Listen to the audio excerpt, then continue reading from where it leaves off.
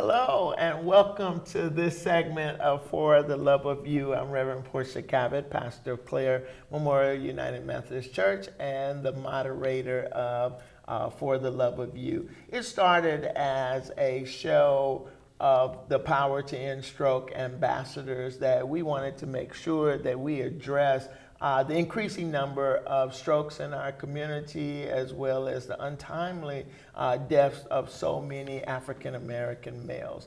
And so today I just want to take a look at something a little bit different. Yes, I know I'm always giving you information from healthcare providers or resources that you need, but today I want to come from a different point of view and to look at how we can bring about change in our own lives.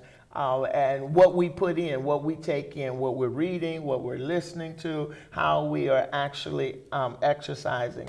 And so for today, I'm happy to have Rastakura. Yeah, Rastakura. Rastakura from Jamaica. Yes. That is here with us, and he is indeed a conscious and humble Rasta man who is a reggae dub poet. And so I've asked him to come and to share so that we can enlighten, but also lift each other up and to know that is what we say, what we do, what we hear, and how we take it in. So just tell us a little bit about yourself and whatever you want to share with our viewers.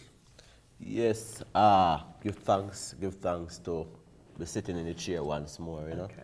It's a beautiful thing to be able to use modern technology to share Right. the message that you want to get out. So it's good that you invite I and I to be on the show to share. Okay. Yeah, I'm a poet. The title of my album is Food War, you know, and it's available online now wherever there is music and poetry. Okay. Online, you know, iTunes, YouTube, Amazon, you know, but I really want to share the title track or the title poem of my album with your viewers and listeners. So, Food War. Me always tell my brethren them say, I and I is a part of the revolution. But Rastakura not carrying a weapon. So, it's a food war me a fight and me must win. It's a food war me a fight, that's why me plant the pumpkin. It's a food war me a fight. What happen? You know see the planting? In a food war, you don't have no scar. All you have is food, and you win from your begin. Confident through agriculture, sustain the economy, blouse and skirt. Jamaican food versus GMO fast food. I mean, genetically manipulated seeds and animal genes incorporated. You ever hear about a thing named beef potato or even pork tomato? Yeah man, them have them things at all and enough more GM foods. Hey Rasta, be careful of soya beans in the eye. We have to store we own seeds, cause for years, ganja stand up, face off with coke, till him get him bread a cracker. For utter word, ganja no bother, him just lean back and grab her. So it's a food war we eat now, and Kura is a survivor. Again, it's a food war me a fight, and me must win. It's a food war me a fight. What? You think it's all the while you get dumpling? It's a food war. No more starving. The man with the most food, he must win.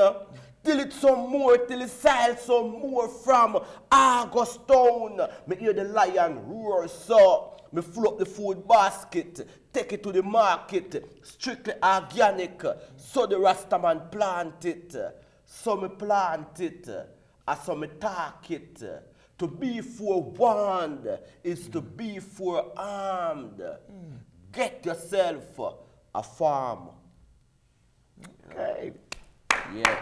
Or was that was amazing. I heard a whole lot of information being shared in that poem. Definitely. And it will relate to every generation, because I heard the fast food, I heard the planting your own, having the basket, enough food for everyone, not just those that have the funds to purchase and put it on the table, but to have bounty and to share in the community. So I was following you. I was on top of it. So appreciate that. And so sharing that African heritage with the Jamaican culture, it also took me to just see or put a picture to the words that you were saying, to recognize that we have to do our part to bring about the change in our community. So yeah, I'm just a poet who just tried to use the words to show some people things that they really would not be focusing on, you know. So we give thanks that we could be this vessel in this dispensation of time to manifest this work and let people become more aware, because it's all about awareness. It's through awareness that we're going to grow and that we're going to accomplish all these things that we wish for, you know. So I'm just giving thanks and using my words to give thanks. Right. And so the important part that I saw also was the food security and the fact that you're not armed with a weapon in your hand, but that you're armed in different ways. And so we have to help to arm people to recognize that they can bring about the change. So Shamari, you tell us, what did you hear? I mean, you're more in that closer generation than I am. What did you hear, or what would you share with our audience so that they would understand? So I think it was 2015, Rasta Kura visited our good friend Egypt. She brought him here, and he was a guest at the Malcolm X Foundation. And I heard his performance, and I was blown away. I was like, I've never heard like this style. I didn't know about dub poetry until that show. And so I knew about poetry, but it was all in the way he was delivering the art. And so I spoke with him after the show, and I got his information, and I was like, we got to connect. And so I think like later that week we did like a radio interview, and I got to speak with him a little more. And just listening to the Food War album, that's what really, you know, I purchased the album at the show, and I was just listening to the tracks. And Food War, I heard things like the GMO, genetically modified organisms, and how he was, even the cover art for the album, it has a tomato. That's yours. Thank you. It has a tomato on it with like, a syringe in it. It's just, it's very creative.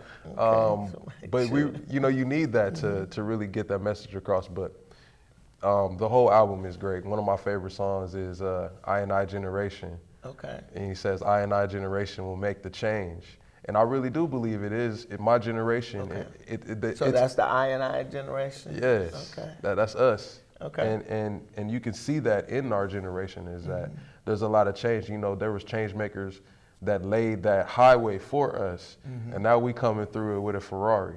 All right. I hear you, and the fact that your generation is willing to come and take up the mantle and run with it, because I'd like to think that my generation, we did what we could. Not that I'm out for retirement, I'm still working, but want to encourage those in their 20s. And even teenagers to do their part, because we need all the voices that we can to bring about a change, because society is doing its part to make sure that our kids are falling in. And I don't have a problem naming some things. It was smoking during my day, but now it's vaping and different other drugs that are affecting our community, that we need to tell our young people, you got to look at what you're taking into your body, because that's what's affecting you. And because society, the atmosphere, everything is changing, we have to make sure that we're trying to be the healthiest that we can be and to take in health food. Even though they talk about organic foods,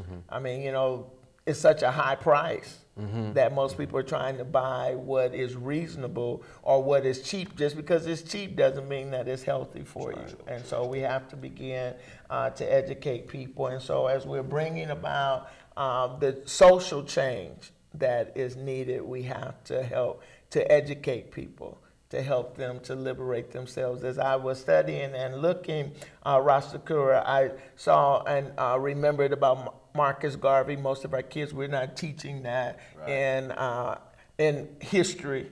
I just say that one of the things that we plan to do for the 10th staging of this poem, Words and Agro Festival in Jamaica, is to make the festival in honor of the work, the life and work of Malcolm X. Okay.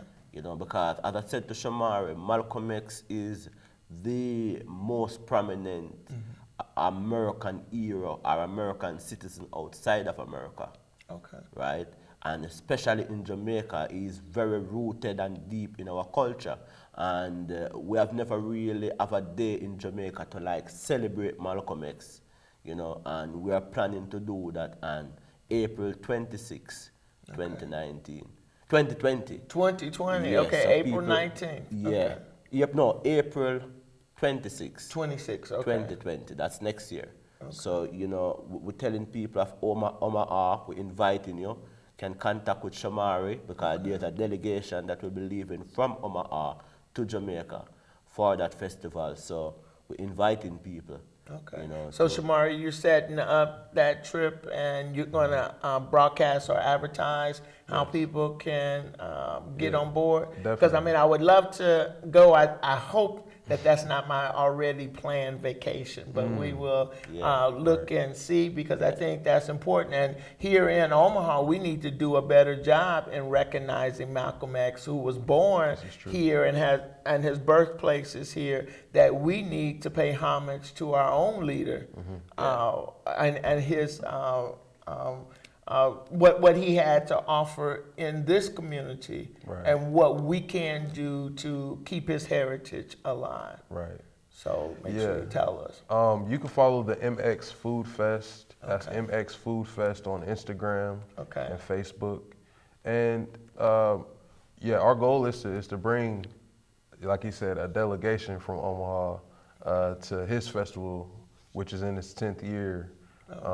And then likewise in our third year of the festival, August 29th, 2020, we want to honor the life and work of Marcus Garvey and the idea of economic growth. So y'all are definitely ready for 2020. Yes. And so now is the time to give people ample notice to recognize what is happening. So I heard April the 26th, 2020, going to Jamaica, where they will honor Malcolm X or have a festival in his honor, and those of us from Omaha are welcome to come on board and to check that out. Stay on tune, save your pennies or whatever they may be that you may go and share. And then August 29th, 2020, back here in Omaha, we'll be having the festival, and we need to make sure that we plan accordingly. So therefore, if we're telling you the dates now, we need to make sure that we don't put anything else on that date. This weekend, we had a lot of events going on during the same time as the festival, and people were torn between trying to support every event.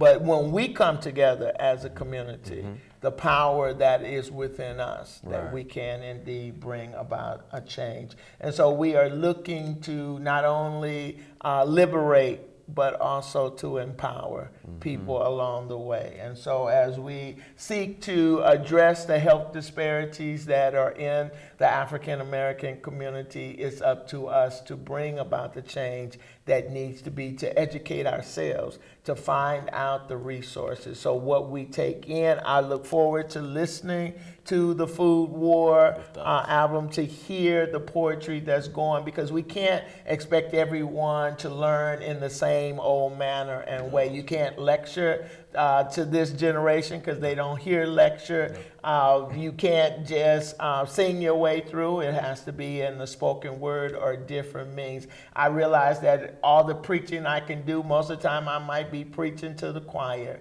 but have to come up with different ways to get the information out, that people's lives can be changed. Because really, the change in the mind comes with how you interpret what has been given to you. And so I am truly thankful that you gentlemen took the time out to come and to share, to first enlighten me about the food war and the GO in our food, and to make sure that I'm eating healthy. Not to say that everyone has to be a vegan, Right. or whatever the case may be, but to look at what you are taking into your body, to look at how you are treating the body that God gave us. This is the only body that we have. You can't reduplicate the body that you have. You might have some work done on it, but that doesn't mean that it's going to change. You are still within that shell. And so because we love and care about you, we want to make sure that you are taking the best care of yourself. We're looking for the health